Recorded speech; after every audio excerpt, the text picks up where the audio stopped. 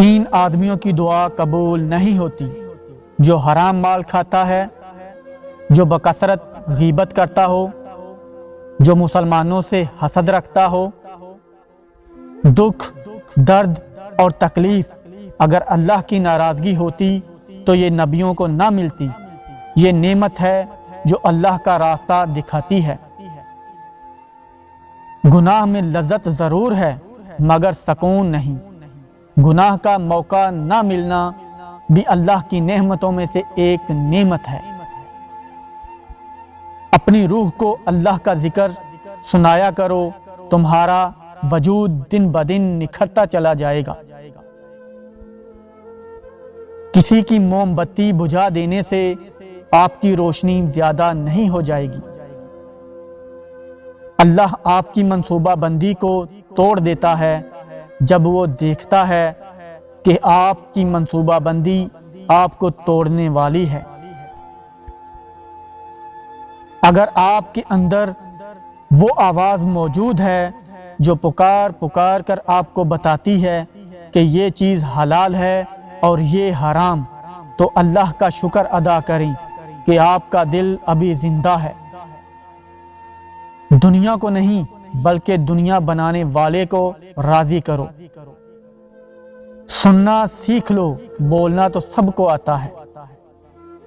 معافی وہی دے سکتا ہے جو اندر سے مضبوط ہو۔ کھوکھلے انسان صرف بدلے کی آگ میں جلتے رہتے ہیں۔ ضد سے حاصل کی جانے والی کوئی بھی خواہش کبھی خوشی نہیں دیتی۔ رات کی تنہائی میں جب خاموشی سے دعا مانگتے ہیں تو لگتا ہے کہ اللہ پاک صرف میرا ہے۔ عقل کا ہونا کبھی کبھی سزا بن جاتا ہے، کیونکہ آپ کو ان لوگوں کو بھی بھگتنا پڑتا ہے جن کے پاس یہ نہیں ہوتی۔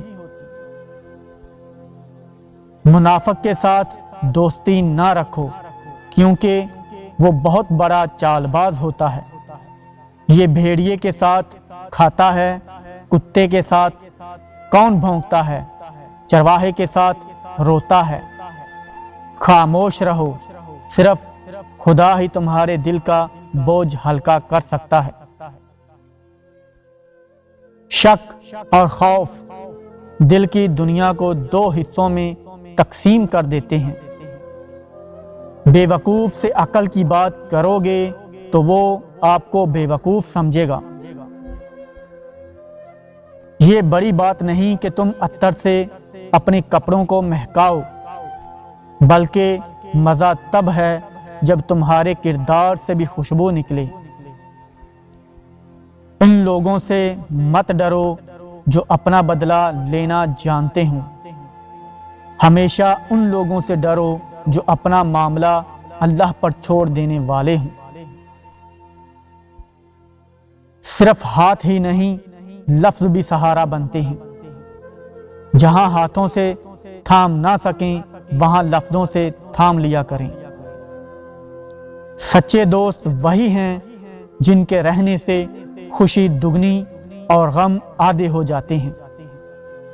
آپ ایسے شخص کو جگا نہیں سکتے جو سوئے ہوئے ہونے کا ڈرامہ کر رہا ہو۔